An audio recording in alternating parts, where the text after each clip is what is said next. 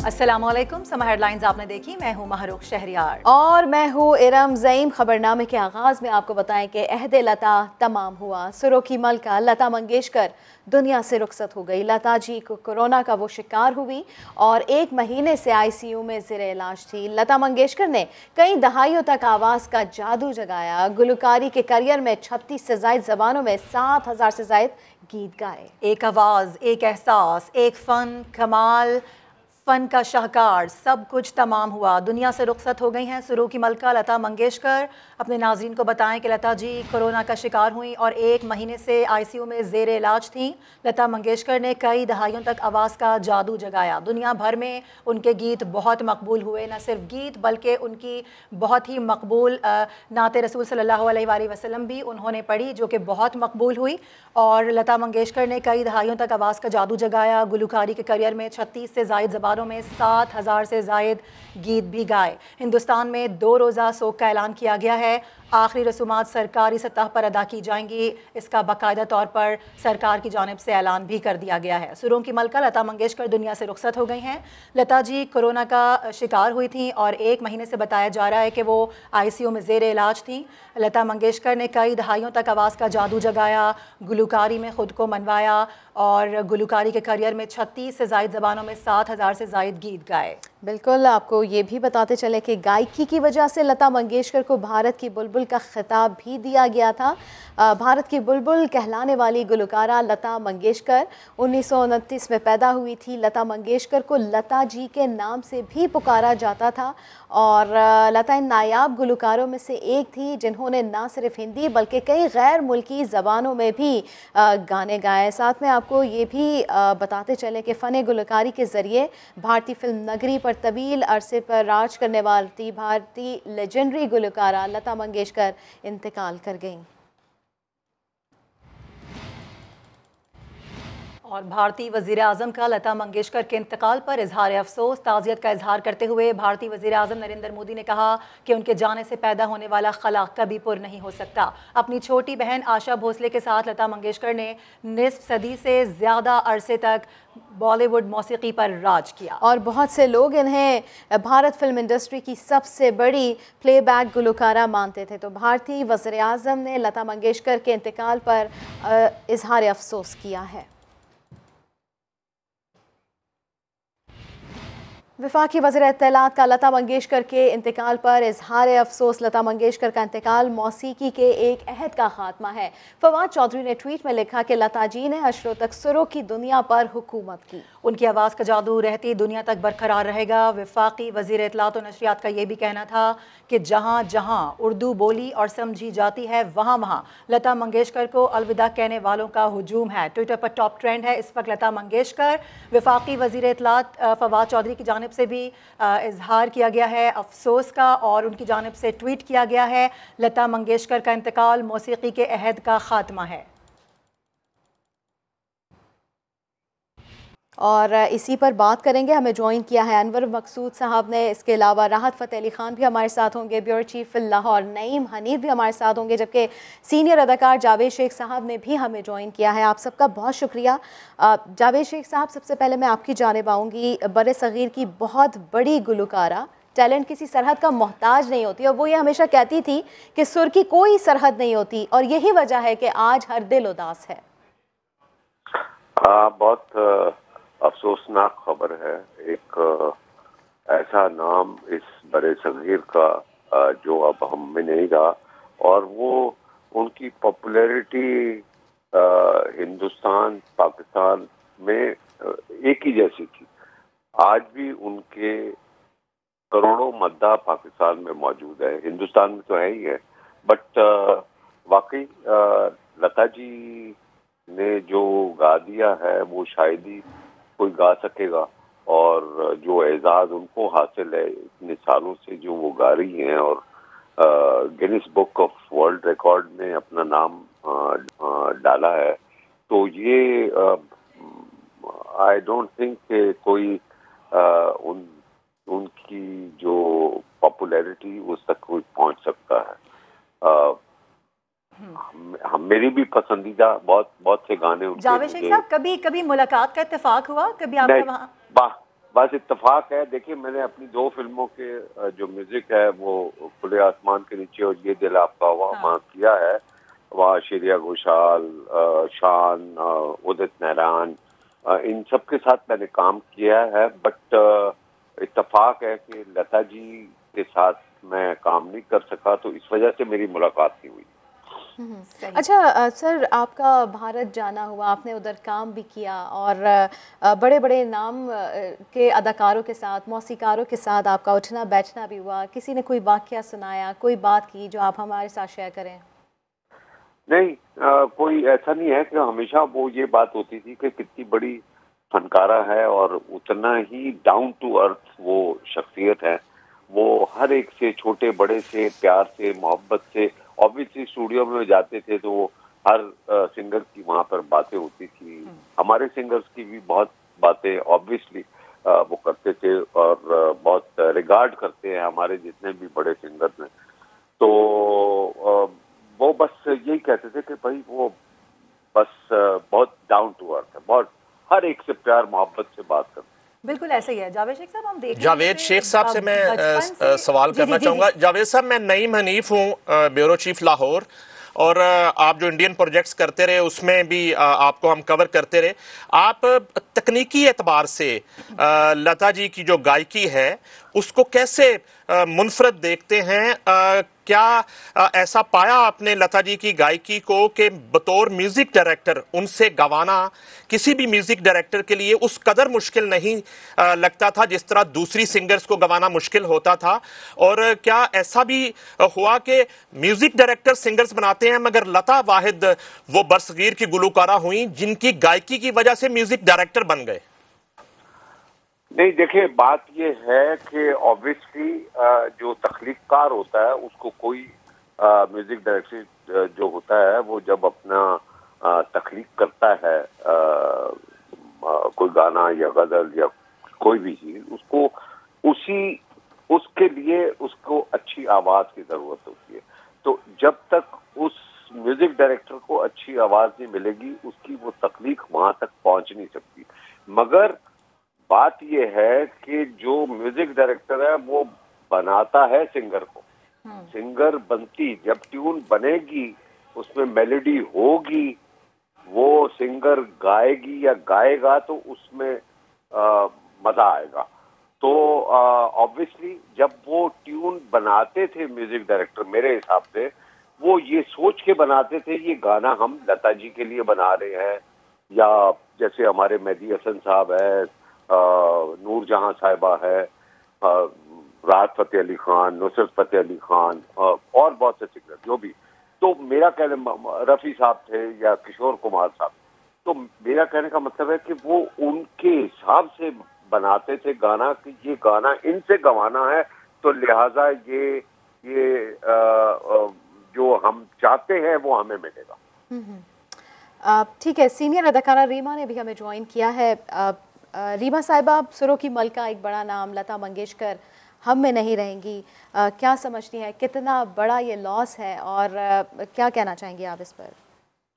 जी, बहुत दुख की बात है। एक बहुत बड़ा एसेट थी वो, ना सिर्फ हिंदुस्तान का बल्कि मेरे ख्याल में पूरी दुनिया में जो भी खूबसूरत आवाज़ और मौसीकी के दिलदार हैं उनके लिए ये बहुत बड़ा नुकसान है और उनका कोई नेमुल बदल हो नहीं सकता। उन्होंने तारीख में एक तारीख रकम की है अपनी आवाज़ के ज़रिए, और सरहदों के पार भी उन्होंने लाखों करोड़ों की तादाद में अपने फैंस की तादाद में इजाफा किया।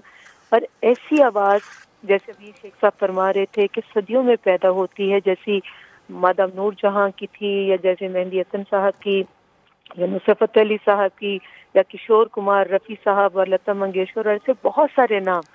ये वो नाम है जो अपने अपने मुल्क की एक पहचान बने, ना सिर्फ अपने मुल्क के अंदर बल्कि दुनिया के अंदर।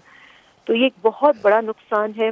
और लता मंगेशकर साहिबा की जो अगर आप तारीख में उनकी जिंदगी का तरीका कार देखें तो उससे भी बहुत कुछ सीखने का मौका मिलता है।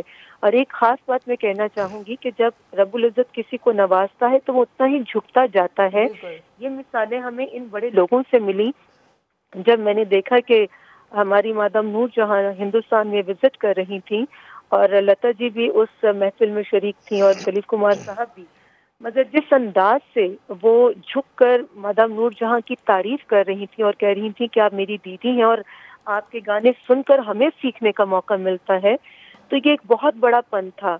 जो बड़े कम लोग ऐसे होते हैं, बड़े कम फनकार अदाकार ऐसे होते हैं। बड़ी फनकार होने के साथ साथ वो बहुत बड़ी इंसान भी थी।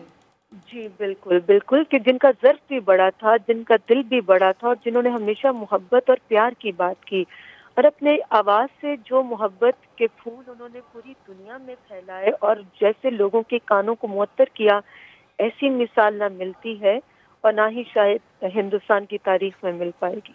रीमा, अगर हम आपसे अच्छा रीमा रिक्वेस्ट जी, करें। रीमा जी मैं इंटरप्ट करूंगा, सॉरी माजरत के साथ। जी, मैं जी, नईम जी, हनीफ हूँ, ब्यूरो चीफ लाहौर। मैं आपसे ये पूछना चाहता हूं कि आप लॉलीवुड क्वीन आप भी कहलाई, आपने बहुत कंट्रीब्यूट किया, एक बड़ी हीरोइन पाकिस्तान फिल्म इंडस्ट्री की आप हैं। जब किसी भी हीरोइन पर किसी गुलकारा का गाना पिक्चराइज हो तो हीरोइन की ख्वाहिश होती है कि कोई ऐसी आवाज उन पर पिक्चराइज की जाए जो वाकई उनकी शख्सियत के साथ मैच भी करती हो। तो बहुत दफा इस तरह भी होता है कि वोकल जो होता है वो इंसाफ नहीं कर रहा होता हीरोइन की शख्सियत के साथ। तो लता जी के हवाले से और उनके वोकल के हवाले से क्या कहेंगे कि वो किस तरह की आवाज थी जो कि एक चुलबुली और एक खूबरू हीरोइन के ऊपर सूट करती थी या हर हीरोइन पे सूट कर जाती थी? बहुत अहम सवाल किया आपने नईम हनीफ साहब, और बहुत इसके अंदर विजन भी है और बहुत डेप्थ भी है। बिल्कुल आपने सही कहा और मैं कहना चाहूंगी कि कभी कभी किसी सिंगर की आवाज़ किसी हीरोइन के करियर बनाने में बहुत अहम किरदार अदा करती थी। ये रेसिप्रोकल आप समझ लीजिए कि कभी किसी हीरोइन के अंदाज के जरिए गायिका को बहुत फायदा होता था, सिंगर को बहुत फायदा होता था, और कभी किसी सिंगर की आवाज के जरिए हीरोइन को बहुत फायदा होता था। तो ये हिंदुस्तान पाकिस्तान के अंदर ऐसी बहुत करोड़ मिसालें हैं कि जिससे एक दूसरे को फायदा हुआ। लेकिन जहां पर मैं बात करूंगी लता मंगेशकर साहिबा की, तो वहां पर मैं ये कहना चाहूंगी कि उनकी आवाज एक ऐसी आवाज थी कि वो एक डेकेड के अंदर आप उसको कैद नहीं कर सकते थे या किसी एक एज ग्रुप के लिए आप कैद नहीं कर सकते थे। लता जी ने जहां पर नौतन जी के लिए गाने गाए, उन्होंने मौसमी चिटर जी से लेकर जितने भी उस ईरा की एक्ट्रेसेस थी, मोमदो बाला हैं, वो नरगिस जी हैं, वो जितनी भी एक्ट्रेसेस अच्छी बात ये थी उनकी आवाज़ की कि वो हर तरह की हीरोइन पर, हर तरह के कैरेक्टर पर उनकी आवाज़ सूट कर जाया करती थी। रीमा जी हमारे साथ ही मौजूद रहिएगा, अनवर मकसूद से बात कर लेते हैं। अनवर साहब बहुत शुक्रिया वक्त देने के लिए। कहिएगा, लता मंगेशकर एक बड़ा नाम, उनकी गायकी, उनकी आवाज़, क्या कहेंगे इस बारे में आप?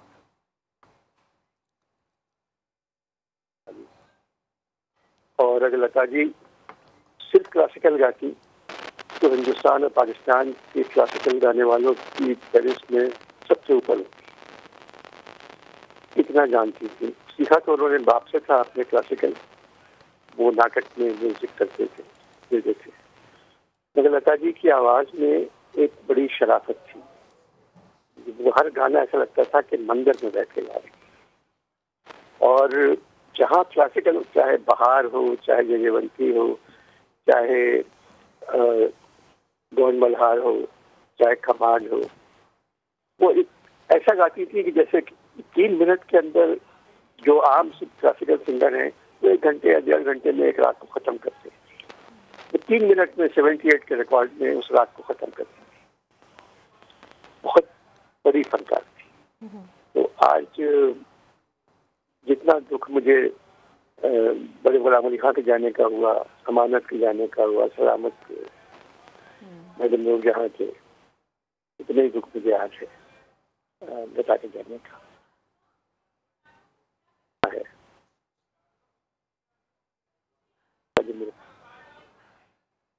मेरी उनसे कई दफा मुलाकात भी हुई। मैं मुंबई में उनके घर भी जाता था और मैं वो गाने लेके जाता था। उनका अपना सिलेक्शन जो होता था वो कमर्शियल होता था, यानी उनको अभी तक हवा में उड़ता जाए, महफिल में जल उठी शमा टाइप के गाने पसंद थे। जब मैंने कहा लता जी आपकी ये गाने भी तो हैं, उसमें विश्वास साहब की म्यूजिक, मदन मोहन की, नौशाद साहब के गाने, और फिर क्या क्या गाने गाने 3 मिनट के अंदर एक जादू था उनकी आवाज में, और वो जादू आज खत्म हो गया। यकीनन हर दिल उदास है और एक बड़ा नाम आज हमारे बीच नहीं है। सुरों की सुल्तान राहत फ़तेह अली खान, आपकी जानिब में आऊँगी। लता मंगेशकर की वफ़ात मौसीकी की दुनिया के लिए कितना बड़ा सानहा है, क्या कहेंगे आप इस पर? ये बहुत बड़ा नुकसान है जी, क्योंकि जितना लता जी ने मौसीकी की खिदमत की है और इतने अफसरदा दिलों को उन्होंने तस्कीन बख्शी है अपने सुरों के जरिए और अपने जो उनको गायकी जैसे जैसे उन्होंने उस्तादों से सीखा था उस मुताबिक वो अपना फन जो है वो अपने सुनने वालों तक बहुत ही खूबसूरत अंदाज में उन्होंने पहुंचाया। कभी भी कंट्रोवर्सी में वो नहीं आई। जब भी कभी कोई चीज जैसी भी हुई है, मगर लता जी ने कभी किसी भी कंट्रोवर्सी में हिस्सा लिया ही नहीं है। ऐसे बड़े आर्टिस्ट जो है वो सदियों के तक भी पैदा नहीं हुआ करते, जो पीसफुली, जो पीस चाहते हो, जो नोबेलिटी के साथ अपने पूरी जिंदगी को गुजारना और ऐसी चकाचौंध कर देने वाली इंडस्ट्री में रह के अपने आप को उन्होंने इतना खूबसूरत अपनी रूह को ताज़ा रखा, अपनी रूह को पाक रखा, पकीज़ा रखा। ऐसे आर्टिस्ट पैदा नहीं हो सकते। बहुत बहुत ही बुरी खबर है और बहुत बड़ा ये हादसा है। बिल्कुल सही बात है। जहाँ जहाँ उर्दू बोली जाती है, सुनी जाती है, हर दिल उदास है। बुशरा अंसारी साहिबा भी हमारे साथ मौजूद है। बुशरा साहिबा, बहुत से शोज़ में हमने देखा कि आपने उनके गाने भी गुनगुनाए। मौसीकी की दुनिया का एक अहद तमाम हुआ है, क्या कहना चाहेंगी इस पर आप? क्या कहूँ, एक एक करके अल्लाह के प्यारे लोग जो अल्लाह ने खास तौर पे बनाए थे और ऐसे ही दुनिया चलती है, क्या करें। बहुत ही अफसोस हुआ, अभी सोकर उठी हूँ और इस बात का धड़का तो था, लेकिन खैर कभी तो ये होना ही था। बहुत अफसोस है, बहुत ही अफसोस है और एक ख्वाहिश रह गई कि उनसे मिलना था। और एक ज़माने में किसी ने मेरे लिए उनसे टाइम लिया था जब ये हालात कशीदा होने से कुछ पहले, और मैं बड़ी खुशी खुशी जा रही थी इंडिया कि मैं उनसे मिलूंगी, और मगर बस वो हो ना सका। फिर तो हालात कशीदा हुए तो हम जा ही नहीं सके।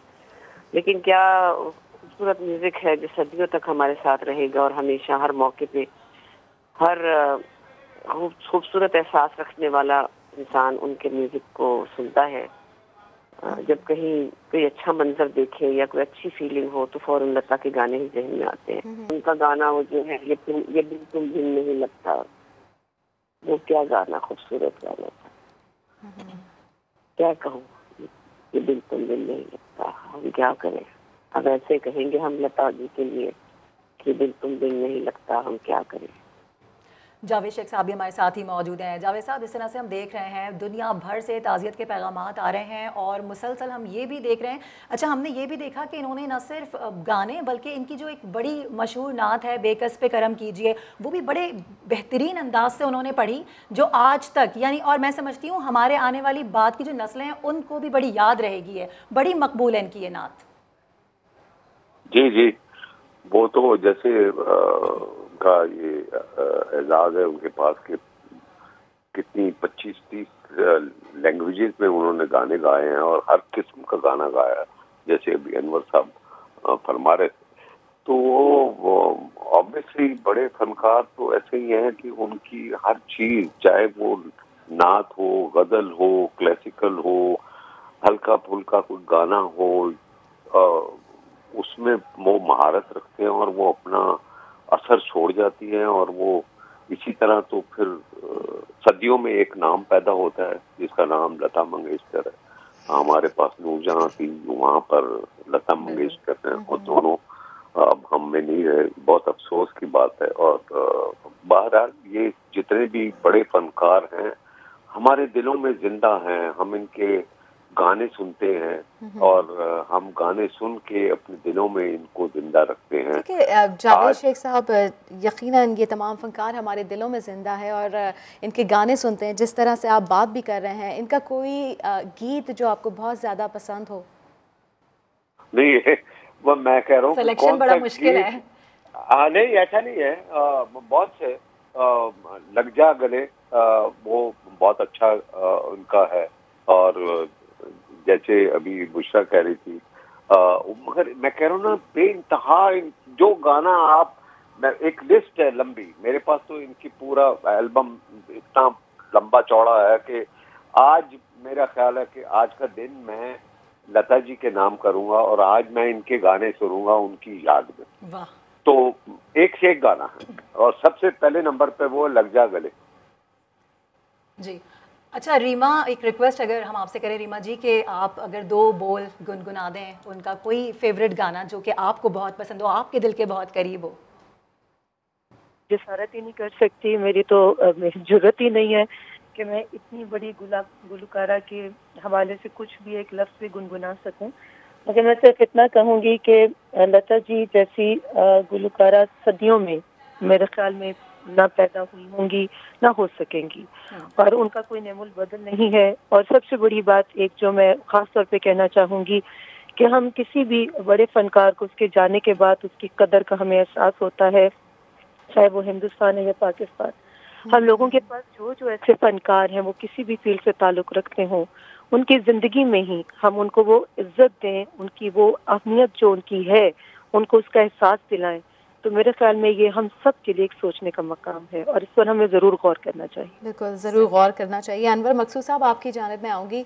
आपको उनके कौन से गीत सबसे ज़्यादा पसंद है, शेयर कीजिएगा हमारे साथ। मुझे पसंद है उनके गाने, वो लोगों को नहीं पसंद।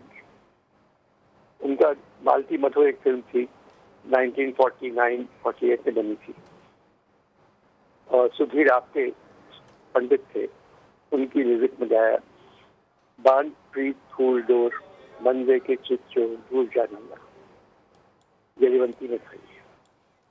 फिर उनके बाद तो एक के बाद एक, क्या रवि शंकर जयकिशन जैसे म्यूजिक डायरेक्टर ने उनसे क्या क्या गाने गवा दिए।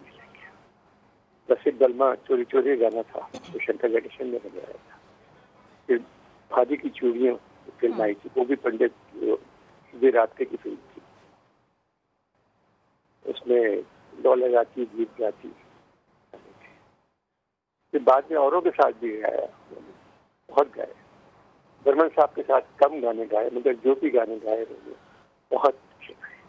अच्छा राहत फ़तेह अली ख़ान साहब, आपसे मैं जानना चाह रही हूँ कि क्या कभी ऐसा इत्तेफाक हुआ कि आपकी मुलाकात हुई हो उनसे और आपका जो एक गीत है बड़ा मुझे भी पसंद है, तेरे मज़ मज़ दो नैन, उसकी तारीफ़ भी की थी उन्होंने? जी मेरी उनसे बिलमुसाफा मुलाकात नहीं हो गई। उनकी जो बहन है ताई, उनके साथ मेरी बहुत वो एसोसिएशन रही है वहाँ पे, मगर लता जी के साथ मेरी कभी भी मुलाकात नहीं हो पाई। बट हाँ, जब कोई मिलता था उनसे, खास तौर पे वाजिद भाई, वो भी अल्लाह बख्शे, अल्लाह जिन्होंने नसीब करे उनको, वो मिले तो उनका गाने की तारीफ की थी उन्होंने, जो कि था तेरे मस्त मस्त दो नैन। तो उन्होंने कहा था कि ये गाना बहुत अच्छा बनाया है आपने, मेरा भी कभी दिल करता है कि ये मैं गाना गुनगुनाऊं। तो मेरे लिए ये बहुत ही बड़ी एक वो अवार्ड था। ऐसे था कि जैसे मुझे एक नया चीज मिल गई हो, और जो कि मैं सही था बिल्कुल। और मेरी वैसे कभी उनसे मुलाकात है ऐसा नहीं हो पाई। ठीक है, आप सबका बहुत शुक्रिया, आप सब ने अपने तासुरात हमारे साथ शेयर किए। वज़ीर आज़म की चीनी सदर से मुलाकात। फवाद चौधरी ने ट्वीट में बताया कि वज़ीर आज़म और चीनी सदर की मुलाकात ख़त्म हुई। मुलाकात के बाद वज़ीर आज़म इस्लामाबाद जाने के लिए एयरपोर्ट रवाना हुए। 3 रोज़ा दौरा था, बड़ा अहम दौरा वज़ीर आज़म इमरान खान की जानिब से ये किया गया चीन का दौरा, और जिसमें वफाकी वज़रा भी शामिल थे। वज़ीर आज़म की चीनी सदर से मुलाकात अब ख़त्म हो गई है और मुलाकात के बाद वज़ीर आज़म इस्लामाबाद जाने के लिए एयरपोर्ट रवाना हो गए हैं। एक ब्रेक के बाद होंगी हेडलाइंस, देखते रहिए समा।